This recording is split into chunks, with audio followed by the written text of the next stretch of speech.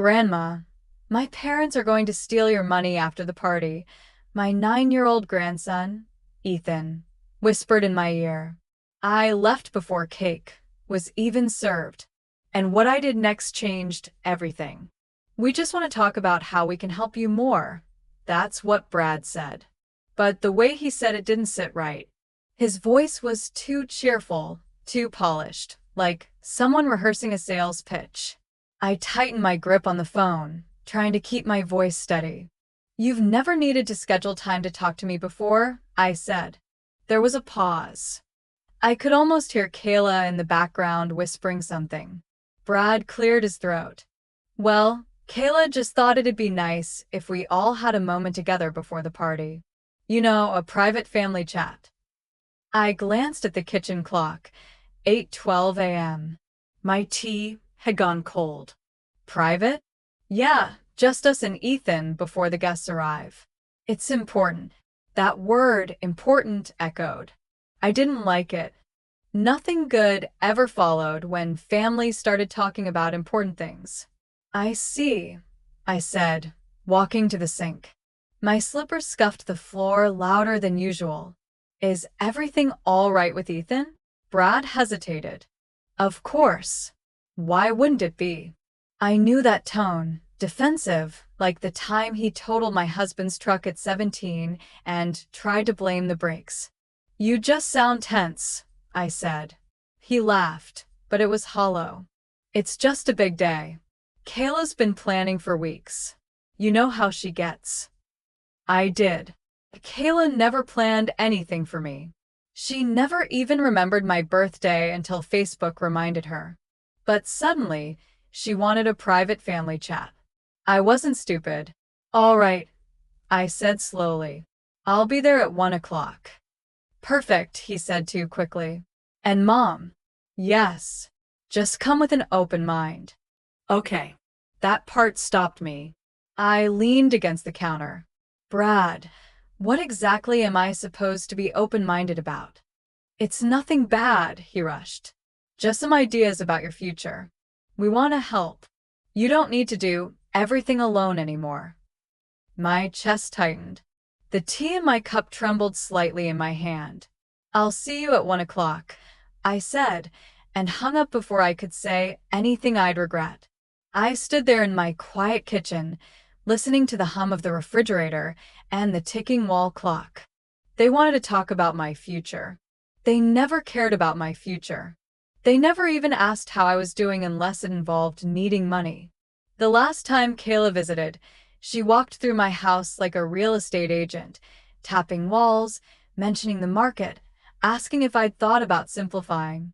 I told her I was comfortable. She told me comfort could be dangerous when you're alone. That was a month ago. Now they want a private meeting before Ethan's party. I should have trusted my instincts then. I sat at the table and pulled my planner from the drawer. Ethan's birthday was circled in red. I'd already bought the card. I was planning to get him a new bike and that Lego architecture set he'd mentioned, the Space Needle. He said he wanted to build it just like we saw on his field trip. I smiled at the memory, but it faded fast. What were they really planning? I looked around my kitchen. Everything here had been picked with Walter, my husband of 42 years. The backsplash he installed, the coffee mug rack we bought in Maine. He died 3 years ago, and I kept everything running alone and just fine. But now Brad and Kayla thought it was time to help me. I opened the drawer next to the sink. Inside were receipts, letters, financial records. I didn't have to guess where this was going. I'd given them $20,000 last year alone. Kayla needed help with her tuition debt. Brad had a car issue, then the roof, then Ethan's private tutoring. I never asked for repayment. I wanted Ethan to have more than his parents could give, but this wasn't help. This was a pattern. My stomach sank. I walked to the hallway and stared at the coat rack. Brad's old baseball glove still hung on the top hook. He left it there 25 years ago. I never moved it. The front door creaked as the wind passed. For a second, I thought I heard Walter's voice. Don't let them decide for you. I straightened my shoulders. If they thought I was going to walk into that house and be ambushed, they didn't know me at all. I would go. I would smile. I would listen. And I would watch. Every word, every look, every lie. I was not their victim. Not anymore. So, before we continue, please make sure to like and subscribe. It really helps the channel grow. Thank you so much if you've already done it, and let me know in the comments which state or country you're watching from. So now, let's continue our story. I pulled into the parking lot at Ridgeview Mall a little after 9. The sun was already baking the asphalt, and families were swarming the entrance like ants around sugar. Ethan's birthday was important to me no matter what Brad and Kayla were scheming. He was the only reason I hadn't already cut them off. I walked into the toy store, clutching my purse tighter than usual. "Can I help you find anything?" the teenager behind the register chirped. I nodded. Lego architecture sets. Something challenging, but not too much for a 9-year-old. He led me to a display. The Statue of Liberty caught my eye. Detailed and sturdy, just like Ethan. "He's been obsessed with buildings lately," I said, mostly to myself. "Excellent choice," the boy said, scanning the box. "Want a gift wrapped?" "Yes, please. And I'll need a gift receipt." As he wrapped the box, I found myself checking the store's reflection in the front windows, half expecting to see Kayla peeking in, clipboard in hand, plotting the next family chat. I paid, tucked the wrapped box under my arm, and made my way to the bike store. I already knew what I wanted. Something with handbrakes, nothing flashy. The clerk helped me pick a sturdy Trek model with reflective strips. It wasn't cheap, but neither was the feeling I got when Ethan rode around the block, yelling, "Grandma, look at me." I loaded the bike into my car and turned toward the flower shop for Kayla.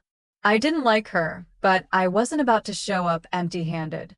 A dozen white roses and silver paper would make me look exactly how they needed me to look.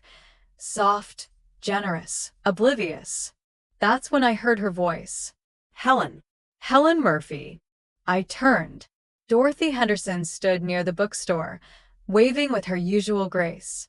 "Dorothy," I smiled, walking over. "Fancy seeing you here." "I was picking up a new crossword collection," she said, lifting her bag. "You getting ready for Ethan's big day?" "Yes," I said, nodding. "Just finished." She leaned in slightly. "You know, I saw Brad and Kayla downtown Tuesday coming out of First Bank. They looked like they were closing on a house." My heart hiccuped. A house? Well, that's what it looked like. Brad was carrying a folder, and Kayla was talking to some man in a suit. Serious expressions, signatures, looked official. I figured maybe they were buying something. "Tuesday," I said, like it didn't matter. "Yes, morning about 10 o'clock. I waved, but I don't think they saw me. I forced a laugh. Must have been something boring. They didn't mention it. "Oh, young folks, always busy with something," she chuckled. "Give Ethan a big hug for me." I promised I would and walked back to my car slowly, my hands suddenly too tight around the rose paper. A house. No, that didn't make sense. Brad had just asked for money 2 weeks ago for car repairs. They weren't buying property, but guardianship documents, power of attorney. Those came from banks, folders, signatures, serious expressions. My head started spinning. They were preparing something behind my back, under the illusion of balloons and birthday cake. I dropped the flowers onto the passenger seat and sat behind the wheel, staring at the mall entrance like it could answer me. For a moment, I considered driving straight to Brad's house and demanding the truth. But no, that's what they'd expect from me. That's the woman I'd been.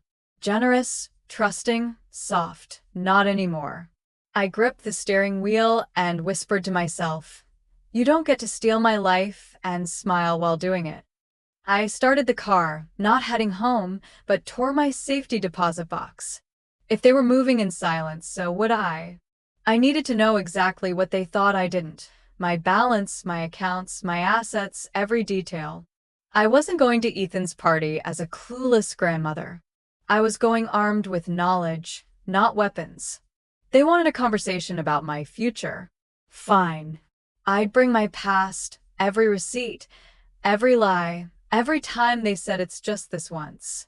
And if they were counting on me to be scared, they were going to be very disappointed. My phone buzzed in my bag, a message from Kayla. Can't wait to see you this afternoon. Ethan's excited. I stared at it, every pixel oozing fake cheer. For the first time in weeks, I smiled. But deep down, something felt off. I wasn't the guest of honor at this party. I was the target. And if I wasn't careful, I'd leave with nothing. Not today. Not without a fight. I pulled up to the house right on time. 158 by my dashboard clock. Even before I opened the car door, I could hear the music, that upbeat, overly cheerful kind that always plays too loud at kids' parties, like someone is trying to drown out the real emotions underneath. I took a deep breath and grabbed the wrapped Lego set and the gift card from the passenger seat. The bike was still in the trunk, and for a second, I wondered if I should leave it there. But no! Ethan deserved everything I'd brought him. It wasn't his fault his parents had turned a child's birthday into a trap. As I walked up the front steps, the door flung open before I could even knock. There she is. Kayla's voice was higher than usual, almost squealing. Helen, you look amazing. Her arms were suddenly around me, squeezing like we were best friends instead of two women who barely tolerated each other. Thank you, I said, trying not to stiffen. These are for you. I handed her the bouquet of white roses I'd picked out at the mall. Oh, wow.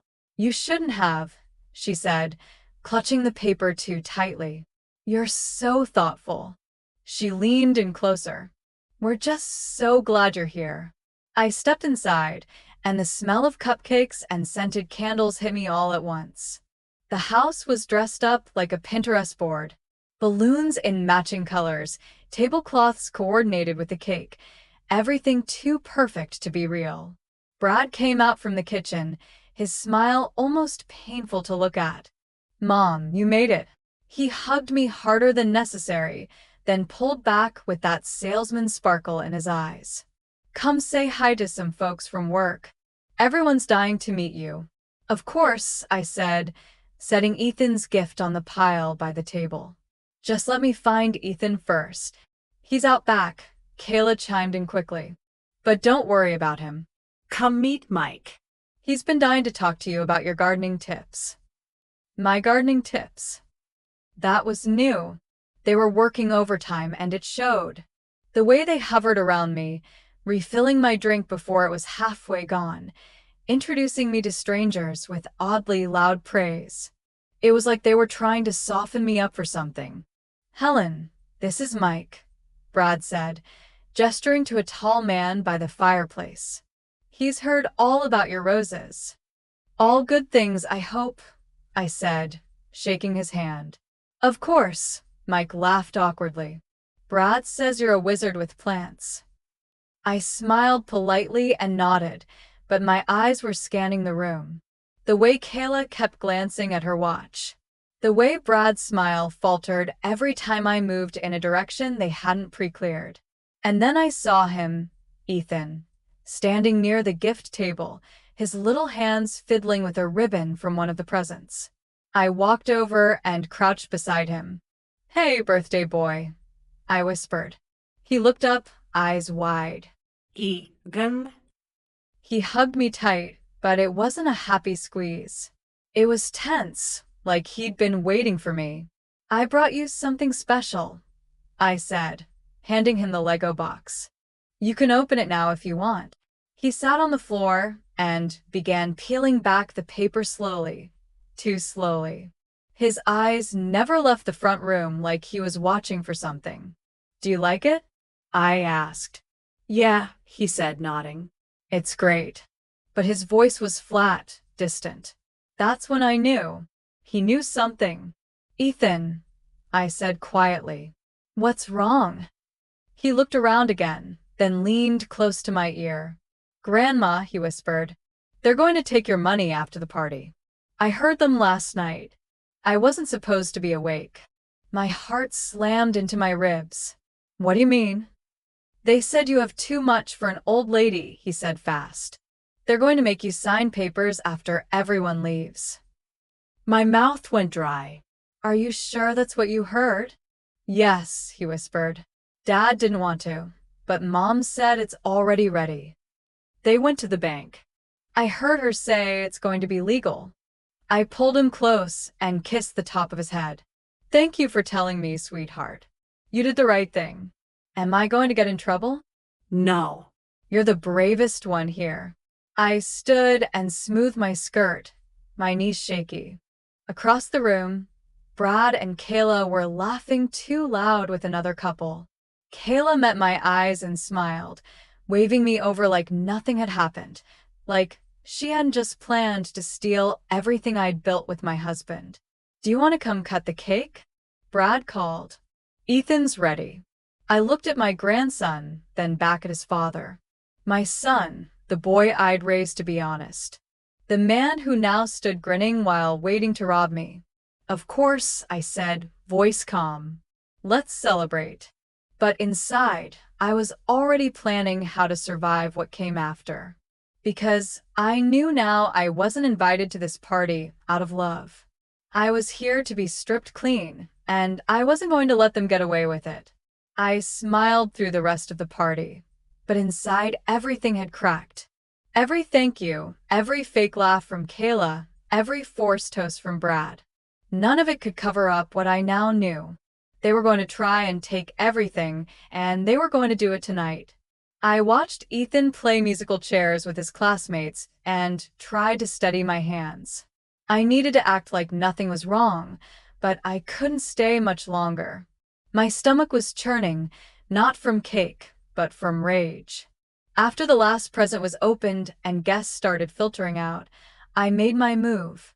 I think I'm going to head home, I said loud enough for both of them to hear. My head's starting to ache. Kayla rushed over instantly. Oh no, Helen. Can I get you some water?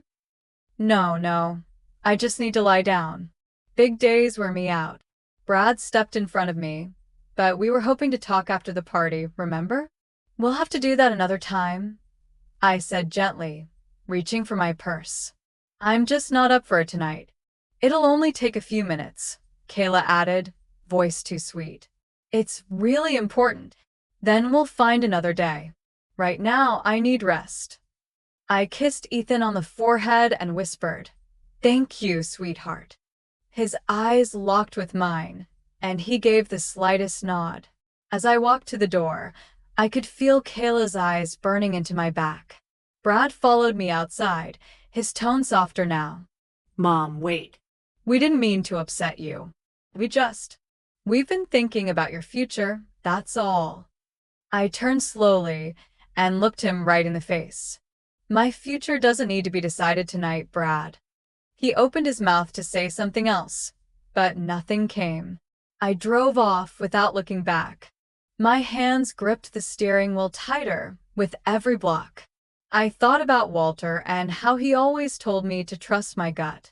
If something smells off, he'd say, it probably is. I'd ignored it for too long.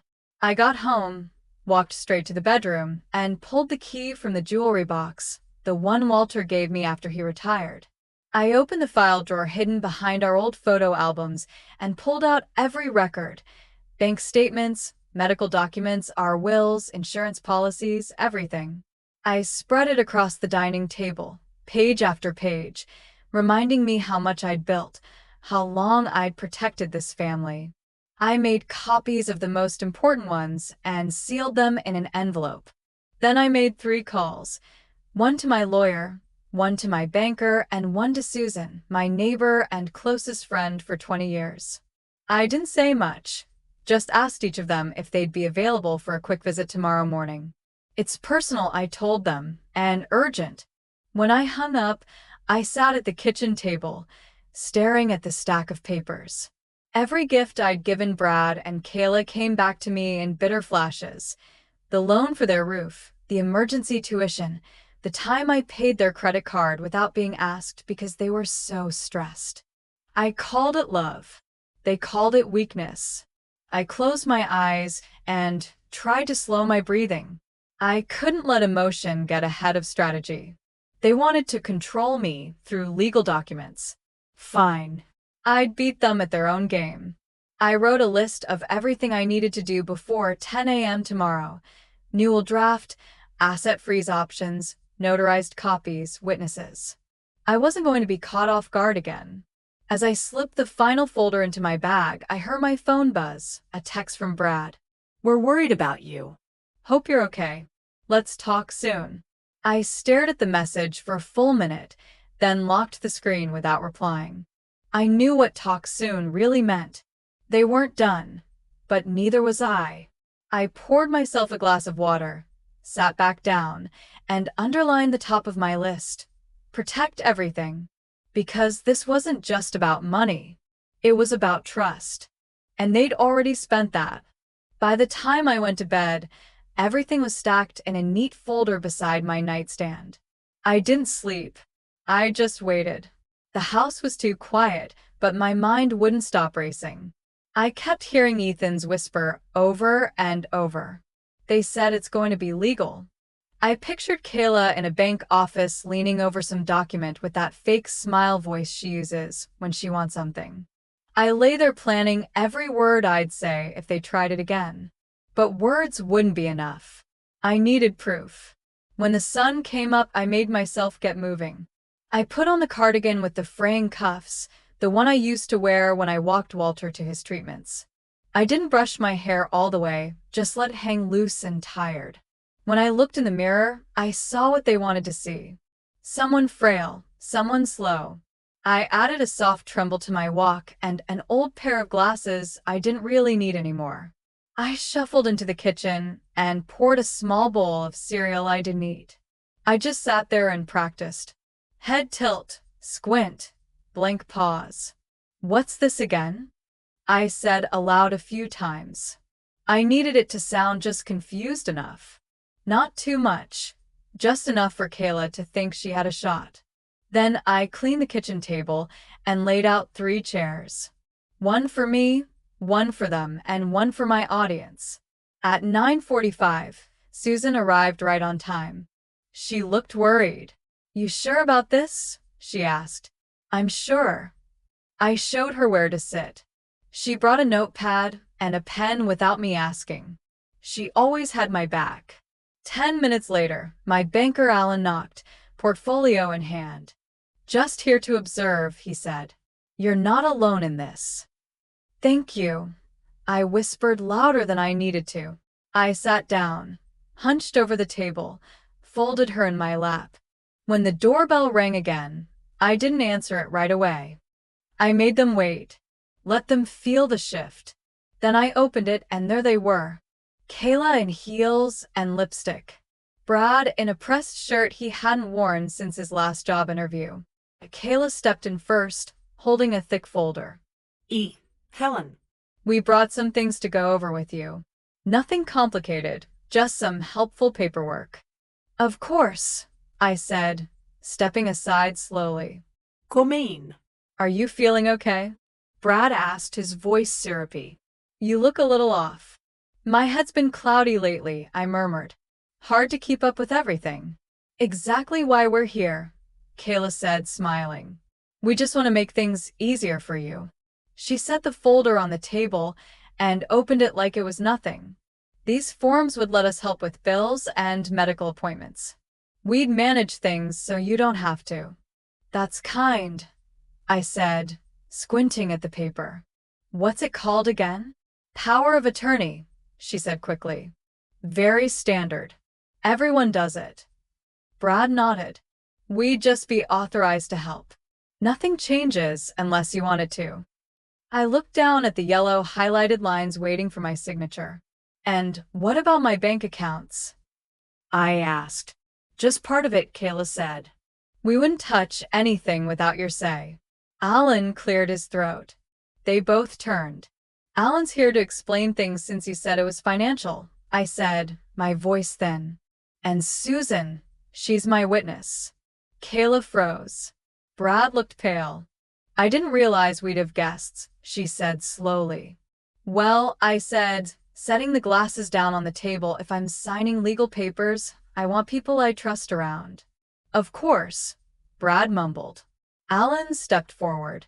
I'd like to review those documents first, if that's all right. Kayla didn't move. I reached across the table and slid the folder toward him.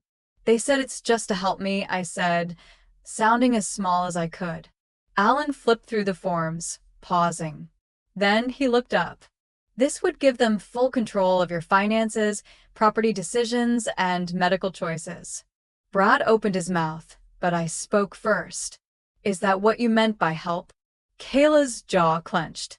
Helen, we're not trying to take anything. This is just to protect you. From what? I asked. Your own independence. We've seen how forgetful you've been, Brad. We're just worried. I sat back and looked at both of them. You're worried I'll make choices without asking you first. Is that it? Silence. Susan scribbled something. Kayla's hands tightened around the table edge. We were just trying to do what's best for everyone, she said. No, I said, my voice steady now. You were trying to sign me out of my life, and you were going to do it behind closed doors after your son's birthday party. Brad's face went slack. Kayla blinked hard, like she was still hoping to flip the script. This is hurtful, she said, reaching for the folder. I stopped her hand with mine. So is betrayal. I stood, letting my voice rise just enough. You thought I was too old, too soft, too tired to notice, but I heard everything. And now they've heard it too. Alan nodded. These documents would remove her legal autonomy, which is what they were counting on, I added. But not today. Brad dropped his eyes. Kayla didn't. She stared at me like she was calculating what came next. And I knew what it was. Desperation, scrambling, damage control. I didn't care. I was done playing the fool. I looked at Susan, then Alan. Thank you for coming. That's all I needed to hear. Kayla stood, grabbing her purse. Let's go, Brad. He hesitated, looking at me with something that almost resembled guilt. I didn't blink. As they left, I stayed still. I didn't move until I heard the front door shut behind them. Then I exhaled slow and hard. I picked up the pen I'd been hiding under the table, and I crossed out their names on the estate draft I'd been working on all week. I wasn't just protecting myself anymore. I was preparing to protect Ethan from the people who raised him. I didn't wait long after they left. I walked straight to my desk, pulled out the documents I'd prepared over the last 48 hours, and laid them flat. Their names were already lined through. The new version was clean, simple, airtight. Everything redirected into a trust for Ethan, effective immediately. Alan sat down across from me again. Are you sure you want to finalize this today? I've never been more sure of anything, I said. And I want both of you to witness it. Susan nodded, watching me with that steady look she always had when Walter and I used to fight over what color to repaint the shutters. I signed. Susan notarized. Alan double-checked. It was done in under 5 minutes, but it felt like pulling a stone off my chest. I looked at Susan. It's not about punishing them. It's about protecting him. She nodded. They'll be back, Alan said quietly. Probably soon. Let them come, I answered. I've got nothing to hide. And I didn't. I had receipts, proof, dates, and 3 years of manipulation documented in black and white. When I opened the file drawer to place the newel inside, my phone buzzed again. It was Brad. I let it ring, not because I was avoiding him, but because I already knew what he wanted. Control. But that door was locked now. That afternoon, I made one more call to my lawyer confirming delivery of the revised documents. It's urgent, I said. They'll be here tomorrow. Understood, she replied. No dirás. Just before sunset, I stood at the edge of my backyard, staring at the garden Walter and I built together. The roses were almost in bloom. I thought of Ethan and the way he whispered. They said, "It's going to be legal." Not anymore. Not ever again. The front gate creaked. I turned to see them both walking up. Kayla with her arms crossed. Brad with that tired, guilty look he always wore when caught. "Can we come in?" Brad asked. "It won't take long." "Sure," I said. "Let's talk in the kitchen." They stepped inside like nothing had happened. Kayla even commented on the smell of cookies, which I hadn't baked. "We just want to clear the air," Brad said. This morning, it wasn't what it looked like. "Oh." I leaned on the counter. "What was it then?" "We panicked," Kayla said. "That's all. We weren't trying to hurt you. You brought power of attorney forms to my home without telling me, and you prepared them weeks ago, not yesterday." She looked away. "We just thought it would be easier if we handled things. You've seemed slower." "That's funny," I said, "because I managed to rewrite my entire will this afternoon just fine." Brad's eyes went wide. "You did what?" "I took back what's mine," I said. "All of it." "Mom, you don't understand." "No, Brad," I said. You don't. You don't understand what it means to be a parent who sacrificed so their kid could have more. You don't understand what it means to be betrayed in your own home. But I do, and now so will you." Kayla stepped forward. "This isn't fair. We've relied on your help for years. You didn't ask for help. You expected it. And now it stops." Brad sank into the kitchen chair. "So, what happens now?" "Now you get a choice. I've left room in the trust for you both to earn your way back in. 1 year. No lies, no tricks. Just prove you're better parents to Ethan than you've been to me." "You're judging us?" Kayla snapped. "No," I said. "I'm protecting my grandson, because someone has to." I walked to the door and opened it. "You can let yourselves out." Brad hesitated. "I really am sorry, Mom." I nodded. "Then start acting like it." As the door closed behind them, I locked it, not out of fear, but out of closure. They weren't just walking out of my house.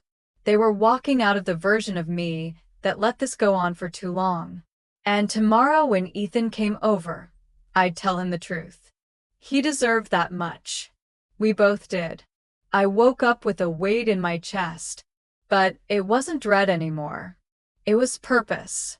I made Ethan pancakes just the way he liked them. Even though I hadn't cooked for anyone since Walter died, I wanted him to feel safe, not confused, not afraid. When the doorbell rang, I wiped my hands on a towel and opened the door. He stood there in his little hoodie, backpack half-zipped, Kayla behind him looking tired, or maybe just annoyed. "We'll be back at 5, she said quickly. "Thanks again, Helen." I nodded. "Have a good day, Kayla." Ethan stepped inside, quiet at first, until I closed the door. "Is everything okay now?" he asked. "Did they do it?" I knelt to his level and looked him in the eye. "They tried," I said. "But you helped stop it." He stared at me, confused. "They didn't tell me what it was, just that it was something about your stuff." I nodded. "They wanted me to sign something that would let them take control of my money, my home, everything." His eyes widened. "That's stealing." "Yes, sweetheart. It is." We sat down at the kitchen table, the pancakes steaming between us. "And I want you to know how brave you were to tell me. Not everyone would have said anything." He looked down at his plate. "I didn't want them to be mad at me. They won't know. This stays between us." "But won't they try again?" I thought about that. "They might, but I'm ready now." I poured syrup for him, then added, "And I've made some changes to make sure no one can ever take what's mine again. Like a secret lock. Something like that." I smiled. "A legal one." He nodded like he understood, even if he didn't. But then he said something that broke my heart wide open. "I don't think they care about you the way I do." I froze. Why do you say that? Because when they talk about you, it's always about what if she gets sick or what if she forgets stuff. They don't talk about how nice you are or how you make me feel better when I'm sad. My throat tightened. Ethan, that means more to me than anything. I think you should live forever, he said, his voice small. So they can't ever win. Oh, honey, I whispered, brushing a hand through his hair. Even when I'm not around anymore, I promise you they won't win because I've already made sure of it. He smiled a little and took a bite of pancake. You're like a secret agent, Grandma. I laughed through my tears. Maybe I am. As he ate, I made a decision. Would you like to come stay with me for a few days this summer? His eyes lit up. Really? Really? I'll teach you how to garden. We'll build something with real wood. Maybe even paint a wall. Can we paint it green? Only if you help clean the brushes. He nodded furiously. Deal. Watching him eat, talk, dream, it reminded me why I fought. Why I rewrote that will. Why I wasn't afraid of Brad or Kayla anymore. Because what they didn't realize was that the real legacy wasn't the house or the money. It was sitting across from me talking about green paint. When Kayla came back that evening, she barely made eye contact. Everything okay? She asked.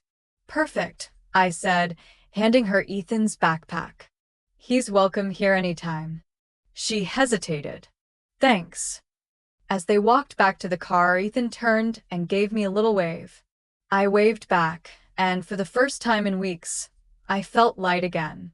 Not because everything was fixed, but because I'd taken back what was mine, and now it was finally safe in the right hands. 3 weeks passed before I saw Brad again. He didn't call first, just showed up at my door with a bag of groceries and a quiet expression I hadn't seen on him since he was a teenager. I brought the almond milk you like, he said, holding up the bag. You didn't have to. I know I wanted to. I let him in, cautious but calm. He moved through the house slower than usual. No glances at the furniture or comments about renovations, just silence and the sound of him placing things on the counter. Ethan's been asking about you, he said after a long pause. He misses you. He was just here on Tuesday. I mean more longer visits. He talks about your garden like it's a wonderland. I smiled. He's welcome whenever he wants. Brad leaned on the counter, arms folded. I've been thinking about everything, about what we tried to do. I don't know if saying sorry means anything now. It does. If it comes with change, I'm working on that, he said, eyes down. Kayla's having a harder time, but we're trying. I even got a second job. Nights at the warehouse. You didn't have to do that. No, he said. I did because I depended on you more than I should have, and I let Kayla's fear turn into control. That's on me. I believed him. Not because he said the right things, but because for once he didn't say much at all. No defense, no excuses. Just a man who finally saw what he almost destroyed. He reached into his coat pocket and handed me a small envelope. What's this? It's a letter Ethan wrote. He didn't want me to read it, but he said you'd understand it better than we could. I opened it after he left. Crayon handwriting on lined paper. Grandma, I think you're the bravest person I know. I want to be like you when I grow up. Not because you have money, but because you're not scared to do what's right. I stared at those words until they blurred. I folded the letter and placed it inside Walter's old recipe box, my most private place. That night, I sat on the porch with a cup of tea, the wind soft, the stars beginning to show. I didn't feel angry anymore or betrayed. I just felt ready to live the rest of my life on my own terms. I didn't know if Brad and Kayla would ever truly change, but I knew I had. I wasn't afraid to be alone. I wasn't afraid to lose anyone who only saw me as a wallet. I had Ethan. I had my home. I had peace. And for the first time in a long time, I finally felt like I had myself.